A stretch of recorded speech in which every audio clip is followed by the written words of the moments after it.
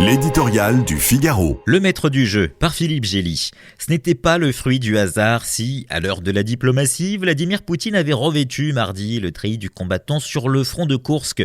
Loin du douanier n'aspirant qu'à la paix, parfois décrit par Donald Trump, son message était celui d'un chef de guerre à portée de la victoire, comme en atteste la reconquête de Soudja. Ainsi, c'est avec magnanimité que le président russe a déclaré hier soutenir entièrement sur le principe le noble objectif de son homologue américain, proposant un arrêt des combats de 30 jours en Ukraine.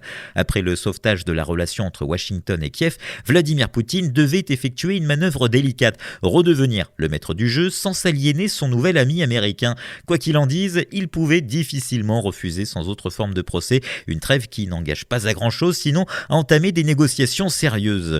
En insistant sur les innombrables complexités de sa mise en œuvre, le Russe relativise les chances d'aboutir. Mais il reprend la main jusqu'au prochain round, relançant son dialogue bilatéral avec les Américains, tout en leur envoyant la balle de la diplomatie.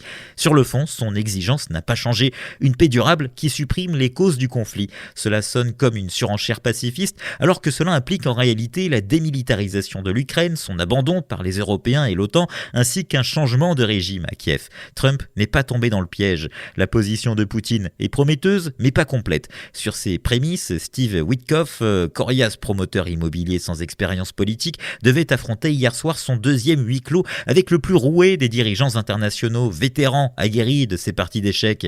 Le maître du Kremlin est tout de même contraint par l'enjeu qui, pour lui, dépasse l'Ukraine. Il en va de sa relation avec les États-Unis, du statut de la Russie et de l'affaiblissement de l'OTAN. Une connivence avec Trump pourrait lui permettre d'atteindre ses objectifs à bien moindre coût que n'importe quelle guerre.